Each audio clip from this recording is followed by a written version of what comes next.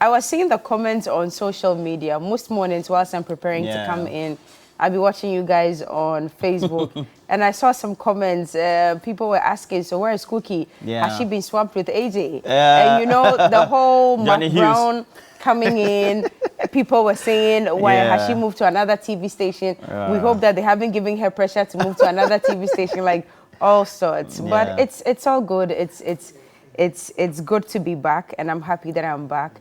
I had a very hectic weekend. It actually gave me a flu because I broke down under the pressure. But these are some of the things that you may never know behind the scenes. It's very hectic. It's not just especially changing your wardrobe, your makeup, your hairstyles, etc. The glam and glitz that you see, it's beautiful. But how you put it together, you have no idea. It's crazy. So those content that you put together. What should we expect for the season's Ghana's Most Beautiful? I want to hush up on it right now because it's not only for Ghana's Most Beautiful, it's also for something else that I don't want to let out right now. Because the surprise is coming. We want to keep it as a big surprise. So just hold on and wait for it. When it comes, I hope that it does make you smile. So that's what's kept me busy. But I'm back and I'm here.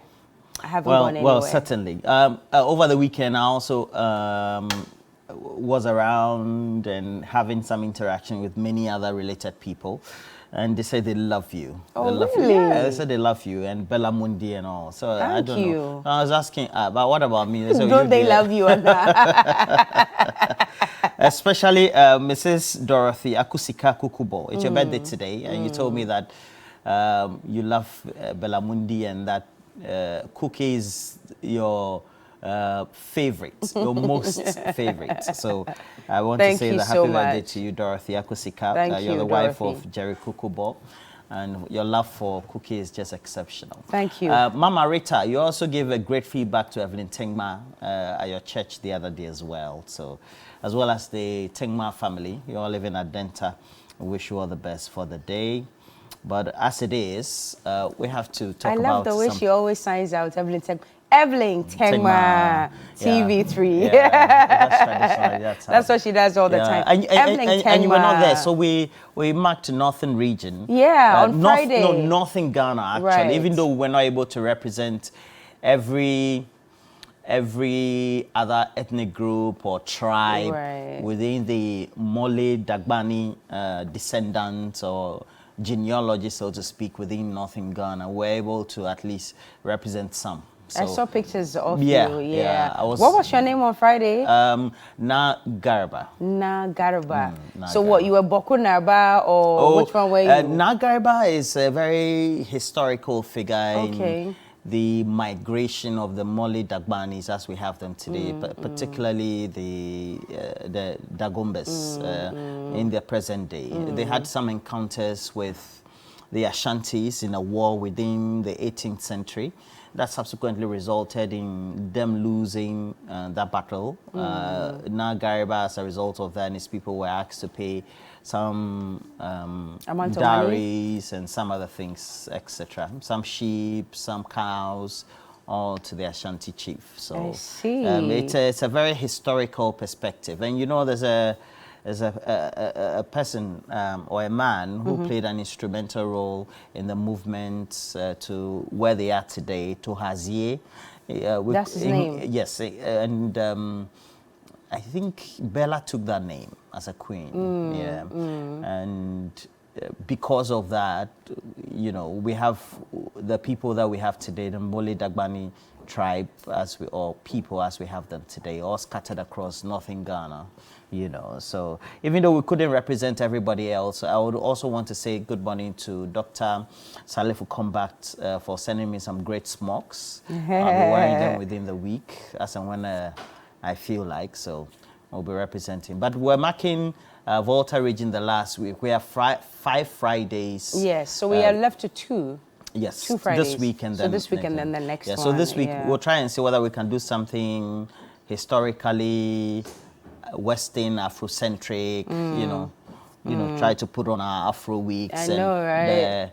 The newly adopted fashion style. You've been talking about it lately, yeah. Yeah. And anyway. then we do Volta region proper. So Okay. I've been practicing how to do your agbaja and your bobo. Charlie, it's not puppet, but you know it is because the rhythms in my body are just not electrifying. You have I love music. You have a white man's blood when it comes to dancing. I think so. Yeah. So the comment is that I dance offbeat. I don't know how, but I'll see. You do though. I do, eh? Yeah, you do. You dance offbeat. Okay. I don't know how and why, but you do dance offbeat anyway. In other news, ECG's got a message for you. Have you heard? You haven't heard yet? Is it a mid-train thing? Okay. What did they say? ECG says it is owed 5 billion Ghana cedis across border. Is it 5 billion or 5 million?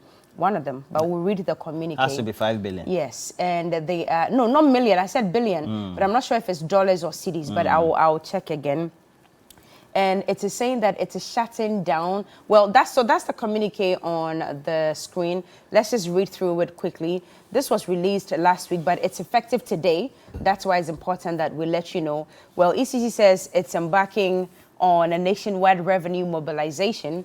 Now, it says that the Electricity Company of Ghana Limited wishes to inform its numerous esteemed customers that the company will embark on a nationwide revenue mobilization exercise commencing today, 20th of March to 20th of April 2023. This massive revenue mobilization exercise will focus on all categories of customers in arrears, including state-owned enterprises, and will be monitored by special teams who will apprehend and prosecute customers who attempt to interfere with the exercise and or undertake illegal self-reconnection after disconnection. Now, pursuant to this exercise, the head office, regional and district offices of ECG will be temporarily closed during the revenue mobilization period. Now, except for customer service centers to enable total participation by top management and staff. Management wishes to notify the general public that the recalcitrant customers who have refused to redeem their indebtedness to the company after they have been served with final demand notice will be arraigned before the court of law. Management wishes to advise all customers in arrears, to pay their bills now to avoid disconnection and payment of reconnection fees. ECG, help us serve you better. So that's the latest communique from ECG. Now it wants to involve top management in this exercise. So for the next 1 month, if you're looking for any high-ranking member of staff or top management with the ECG, you will not find them because all of them, hands on deck, are coming together for this revenue mobilization exercise. And nobody is exempted.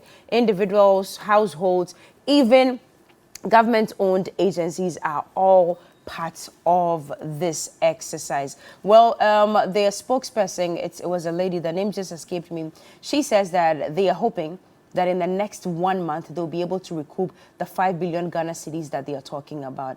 I am not sure how feasible it's going to be, but I really wish that they get somewhere with this. That's a huge amount of money. And when you get into our local communities and vicinities, you realize that a lot of people have illegal connections going on. How it's possible, I have no idea. I don't know how.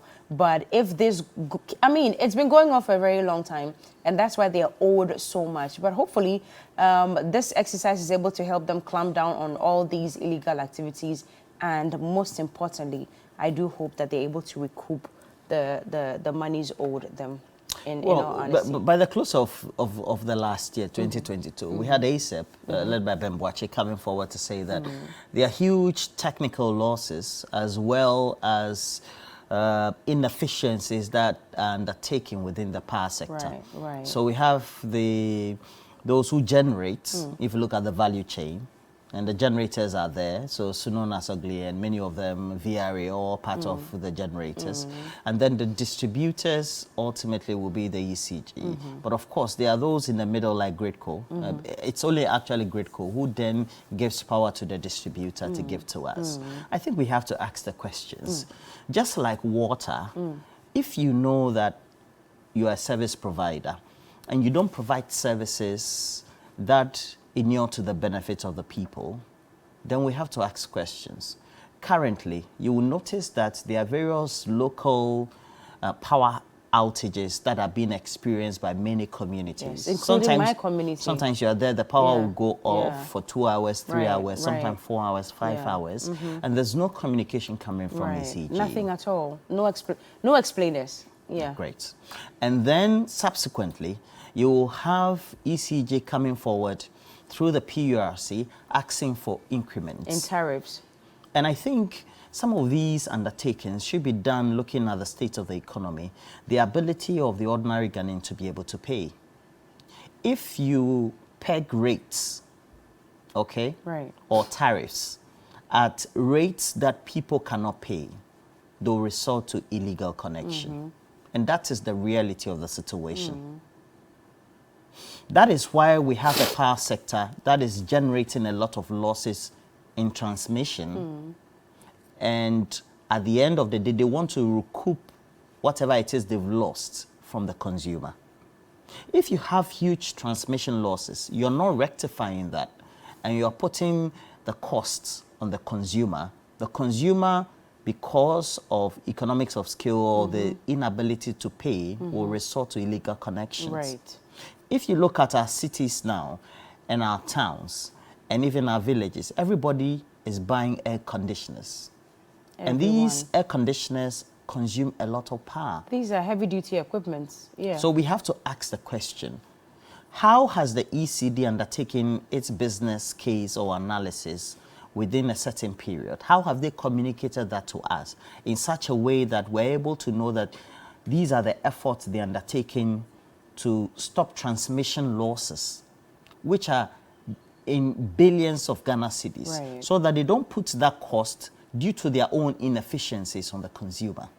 If you do that, everybody knows that the compelling decision that will be taken by a consumer is to undertake or get power illegally. You are pricing consumers out of the market. Because they can't afford, they are using equipment, they will go illegal ways by which to get power. And so you will have these announcements being made. And I think that ECG needs to take a lot of introspection, or make a lot of introspection to ask itself questions. There are communities here that ECG, through its third parties that undertake the checking of whether illegal connections have been done, that their own personnel, those third parties, those outsourced agencies cannot go to. And we know those communities. There are wild areas that ECG personnel or third party outsourced entities cannot go to. And these are the areas that we have high consuming people there, and those personnel cannot go there to go and check illegal connections that have been undertaken. So they should put their act together. They should check their technical losses, the ones that are lost as a result of transmission, before we get to the distribution end. And that is what available literature or data has been communicated to us by ASEP and the rest of those who watch the power sector. Nana Amwesi, for example, of IFS, has always been on ECG to be efficient. If you're not efficient in the way you do the distribution, you'll be coming and having all these statements being made.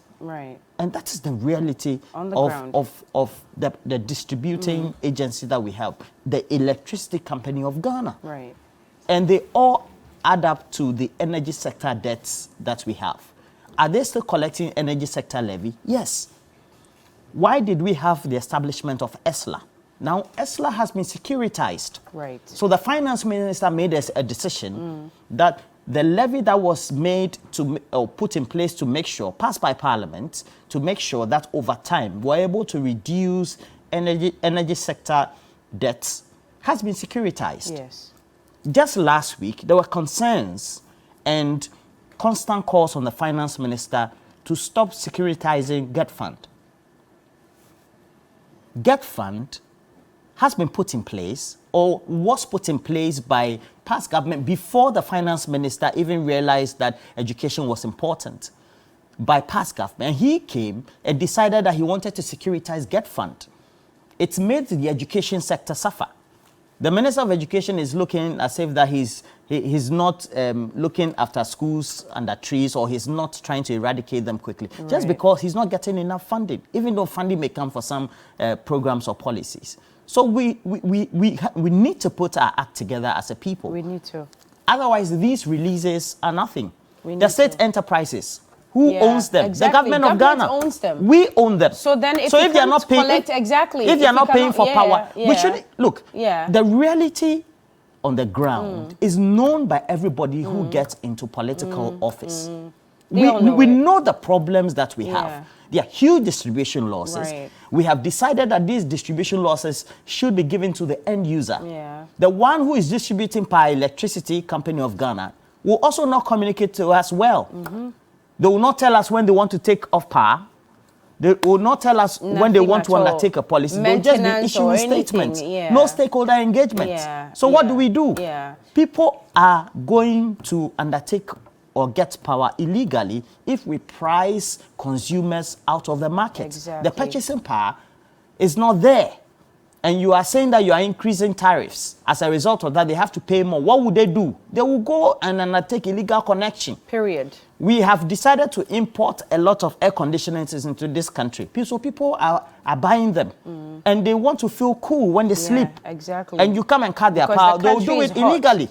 The country is hot. The country is hot. We've cut down all the trees. Now we spent money in planting 5 million trees, and we don't know where the trees are. The reality is that the power distributor needs to put its act together. The energy sector levy was meant to make sure that we reduce the debts that are in the sector. The finance minister, Ken Oforiatta, decided to come and securitize it. Now, get fund. Just last week, we were told that don't do that. So everything, securitization. Go for bond, go for loans, go for this. And this is where we are currently. ECG is crying. Where are they going to get the money from? From you and I, who can't afford 5 billion. Can't afford anything, including the electricity. The state-owned enterprises are sitting down. Can you imagine? Seriously? How do you sit for... Seriously? Anyway. And that's the reality of our situation. So why is it that when they come out with these statements... So who would they go to? They'll go to boss and say, come and pay. Or they'll go to a ministry, department, agency and say, come and pay. That's what they're saying. From where? Is it not from the coffers of the consolidated fund? That's what they're saying. And they're coming into homes. They're coming into homes as well. Anyway, we have to go and look at Johnny's Bite. It's still TV3 New Day. We will be right back.